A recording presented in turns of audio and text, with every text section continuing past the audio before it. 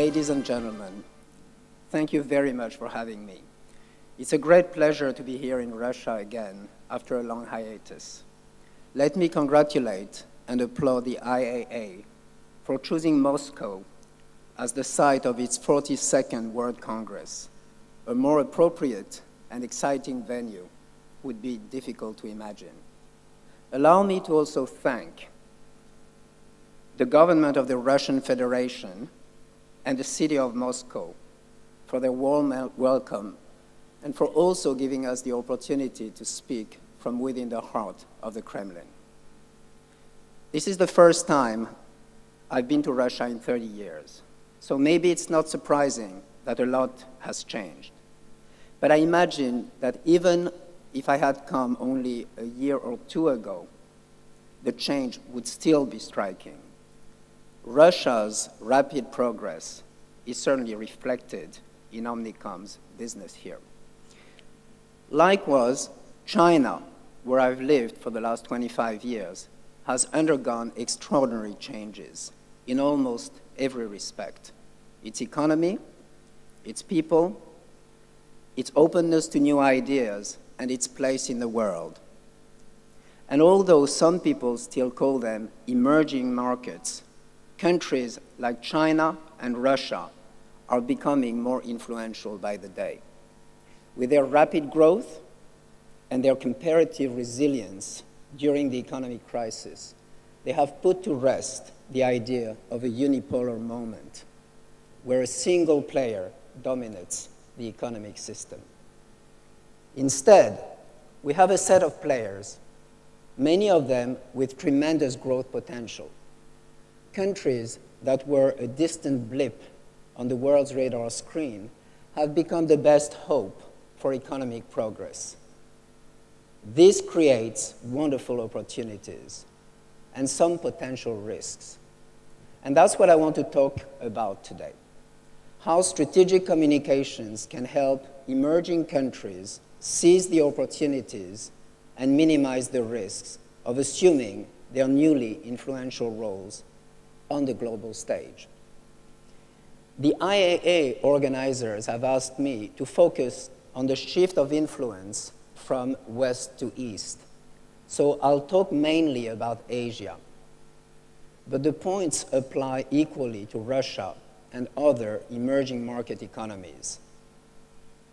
The biggest opportunity today, I believe, lies at the intersection of two broad trends that will shape the next half-century. The first trend is the growth of the emerging markets. The second is the rapid spread of digital technology.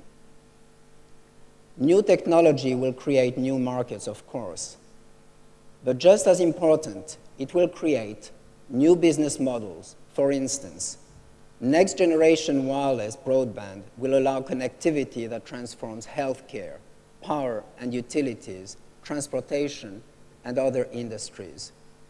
Cloud computing will free up cash previously spent on IT infrastructure, allowing companies to invest more money in R&D. Social media will let businesses tap their customers' collective knowledge and get real-time feedback. These new business models will be critical for China and other countries with strong entrepreneurial culture. For that reason, there has never been a more interesting time to be in the communications business. As these countries emerge or re-emerge, or I would venture most of them or a number of them have already emerged, they will have to manage their communications carefully. Because despite the strength and momentum these economies have, their continued success is not guaranteed. They've got to manage the way they are seen by investors and consumers around the world. You're all familiar with the concept of country branding. Some governments view it mainly as a way to stimulate tourism. And that's a pretty good step to start with. But a country's brand extends far beyond the tourist trade. It attracts foreign investment. It ensures that trading partners will keep buying exports. It facilitates the acquisition of foreign companies and the establishment of branches and affiliates overseas.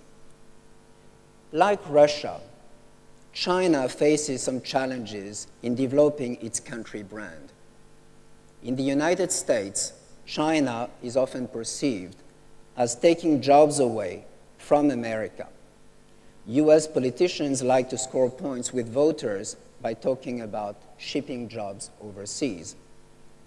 Here in Russia, fascination with China's ancient culture is often balanced by fear of Chinese migration in Russia's Far East.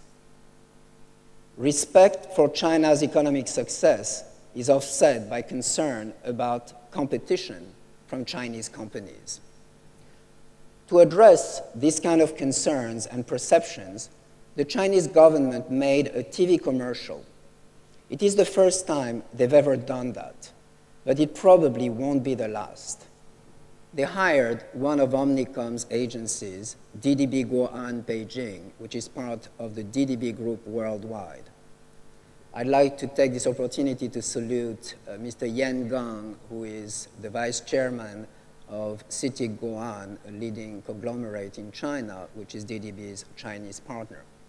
And he was instrumental in getting this account.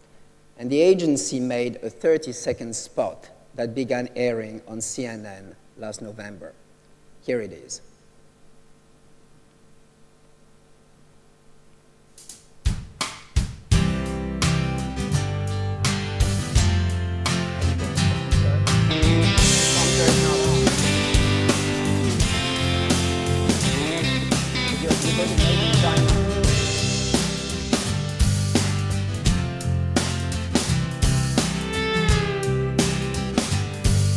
When it says made in China, it really means made in China, made with the world.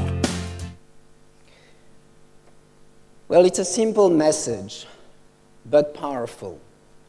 Chinese products are made in collaboration with other countries.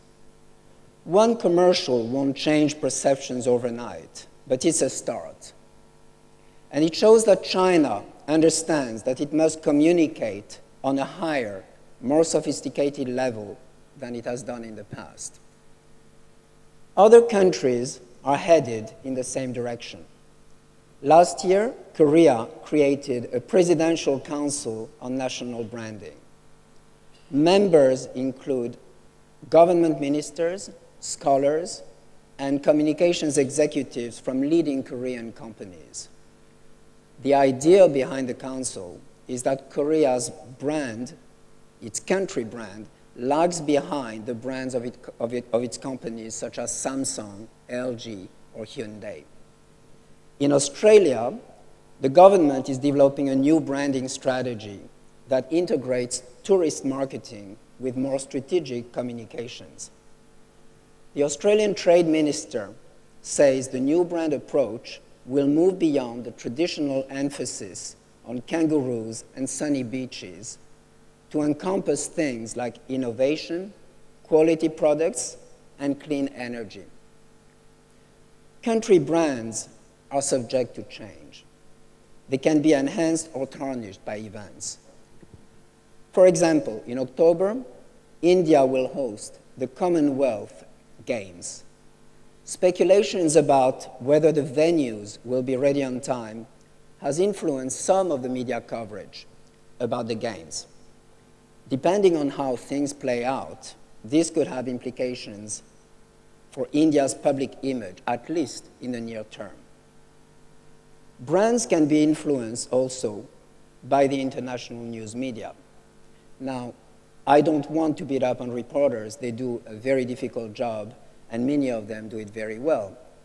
But the fact is that bias, conscious or unconscious, can affect how countries are perceived. One of Omnicom's agencies, Ketchum Public Relations, advises the government of Russia. The country has been an easy target for criticism, especially for US media and politicians. Their bias has affected the way stories are told and the way business opportunities are perceived by global investors. But over the past few years, events have shown the value of strategic communications and engagement with international press.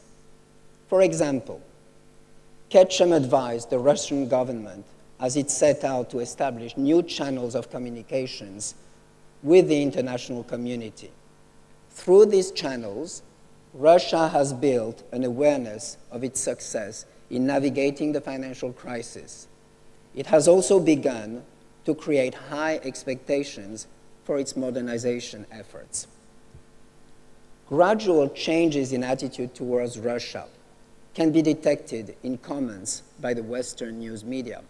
For example, on a recent trip to Moscow, ABC News anchor George Stephanopoulos remarked on how modern the city was.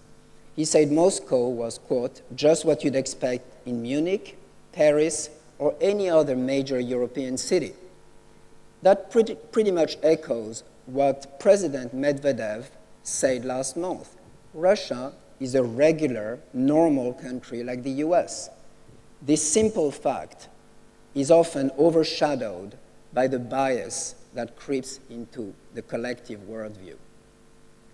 Fortunately, stereotypes can be overcome or made less damaging. In the winter of 2006, there was a dispute over the pricing of natural gas between the government of Ukraine and Russia's natural gas company, Gazprom. Ukraine was paying less than 1/4 of the market price for gas, and the two sides were negotiating. Ukraine eventually walked away from the talks. To Russia, the facts were clear.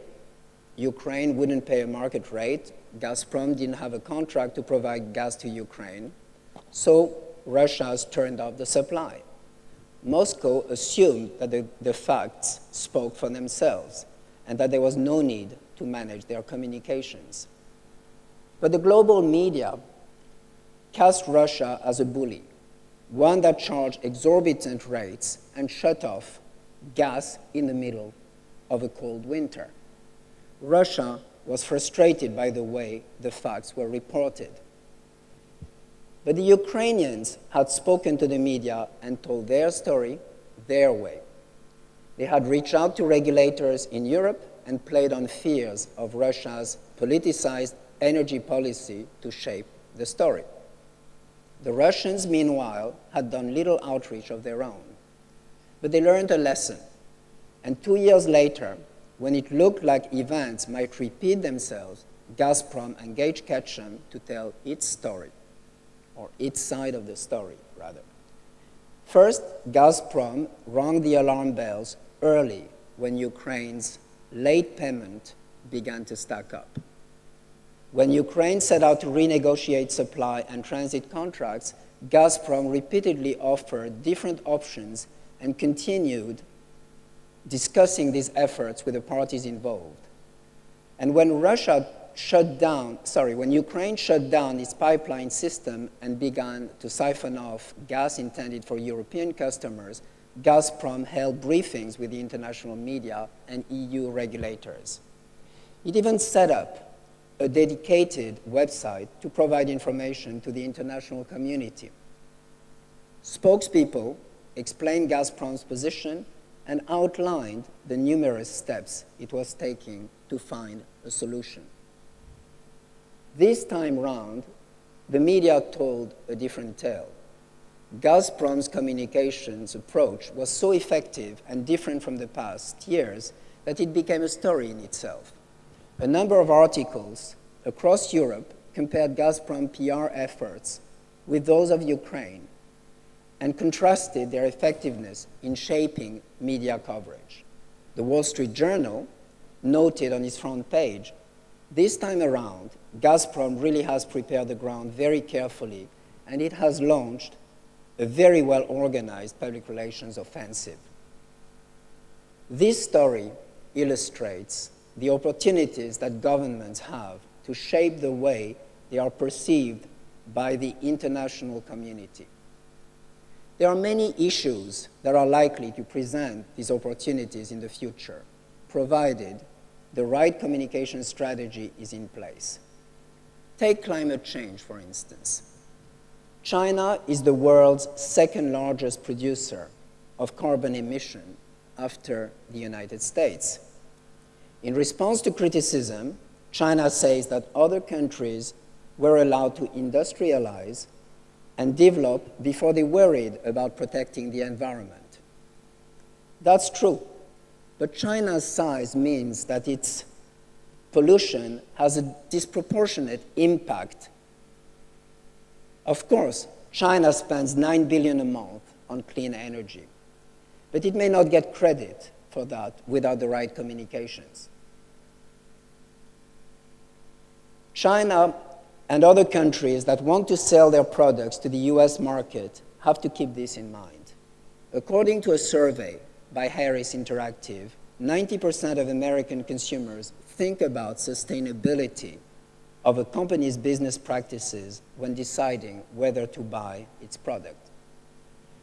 Then there is managing financial risks. This year, regulators in the US and Europe are discussing reforms designed to prevent future crises. Countries that wish to be global financial players will have to participate in whatever reforms are agreed upon. And they'll need to communicate clearly as they make the changes to their financial systems and capital markets. That's a major communications challenge. Countries that rise to this challenge will reap significant benefits. Those that get it wrong could pay a significant penalty. The financial crisis has also prompted a re-examination of other issues as well. Take women's rights. Because a weak economy needs all the help it can get, more attention is being paid to women's economic participation in society. Women control an estimated 2/3 of the world's discretionary consumer spending, about $12 trillion. Also, studies show that companies with more women board members and executives tend to perform better financially. And by now, most developed countries know the benefits of educating young girls and getting them into the workforce. Malaysia, Thailand, China, and other countries had millions of uneducated young women who worked on small family farms and contributed little to the economy. But when they got an education, they moved to the cities and took jobs at factories that made textile, semiconductors, and other export goods that raised productivity, lifted national saving rates, and fueled economic growth. Despite their importance to the economy, women and girls face terrible conditions in some parts of the world. They are more likely to be taken out of school to save money or care for a family member, more likely to suffer from malnutrition, more likely to be infected with HIV. And each year, about 2 million teenage girls are sold or coerced into the sex trade. And that's one reason that Omnicom supports the Because I'm a Girl campaign, a gender equity program run by Plan International, a non-government organization that is very active in India and China in particular, as well as Africa. As the role of women in the world economy is more widely recognized, there will be growing scrutiny of the way women are treated in different societies. Corporations are already judged on their social responsibility. Inevitably, this trend will extend to government. How a country treats its girls and women may soon be a defining feature of its national brand. And then, of course, there are country of origin issues. What we are finding is that these are powerful enough to offset the effect of any publicity a country may generate. In 2007, for instance, toys from China, along with toothpaste, car tires, and pharmaceutical, created health hazards that led to widespread product recalls. Headlines got so bad that people in the US and Britain began to view the Made in China label as a warning label. The next year, Beijing hosted the Olympics. At that time, one of the Omnicom agencies, leading brand consultancy Interbrand, launched a study of what the phrase Made in China actually meant to people. Interbrand polled business professionals asking how they perceived Chinese products and how they saw the potential of Chinese brands for going international. The main goal was to measure the impact of the Olympics country brand. But while the study was being carried out, a scandal erupted. Sanlu Group, a Chinese dairy company, had contaminated its milk powder with melamine, which is a chemical used to make industrial plastic and cleaning products. The government estimated that at least 6 Chinese babies died from ingesting the melamine, and almost 300,000 suffered health problems. The Olympics, of course, were a huge success. But before the milk scandal, perception, and that was showed by the Interbrand research, rose by 10%, perception of the Made in China. But after the scandal, ratings fell right back to pre-Olympic levels. 2/3 of respondents said the label Made in China hurt products instead of helping them. As we all know, trust is fragile, especially the trust that consumers put in a brand. I believe that's why governments will need to take a more central role in helping local brands become global ones. Ideally, that role would involve creating a national agenda to guide companies that want to expand their brands into global markets. Under this arrangement, each government will act as a promoter of best practices, a supervisor of quality, an organizer of industry association, and a voice in changing the country's image overseas. To play this new role effectively, governments will have to embrace the art of branding. Of course, national brands are not simply engineered by government fiat. The example of Korea I just gave shows clearly that a country's brand may derive, in large part, from the combined brands of its corporations. And this raises the question, how well are Asia's corporations positioned to play a brand-building role? As it happens, another Omnicom public relations agency, Fleishman Hillard, recently completed a survey on this very topic. It was released late last year at the World Economic Forum in Dalian, China. Called the New Asian Champions, it polled 130 executives, academics, government officials, regulators, and analysts. The study found that multinational corporations based in China, India, Japan, and South Korea have an unprecedented opportunity to succeed in global markets. The research also illustrated some challenges that Asian multinationals face. Many of those challenges involve communications. For instance, more than 1/3 of respondents say that Asian companies' single greatest weakness is their lack of profile and branding. 58% said Asian companies need more visibility if they want to compete with companies in the US and Europe. And 72%, nearly 3/4, believe that Asian companies will have to invest in communications to compete in the global market space. Asian companies, Asian multinationals, have mastered the industrial production process, allowing them to succeed in their home markets. The leaders among them produce the best quality at the lowest price, but they often remain challenged in their ability to communicate value and to build strong emotional bonds with customers. To make that transformation, Asian multinationals must do at least 3 things. First, they need to move from a product orientation to a market orientation. Asian companies sell products worldwide. The products are popular, but few people know their names. Asian companies have to make the transition from simply manufacturing products to developing long-term relationships with customers and other stakeholders. And this requires that they begin to communicate the company's strategy and its values in a way that improves its prospects in the global marketplace. Second, Asian companies must move from a bottom-line focus to a value-added focus. Most Asian companies concentrate keenly on cost control, and this is admirable, but it may lead them to underestimate the value of investments that are difficult to measure.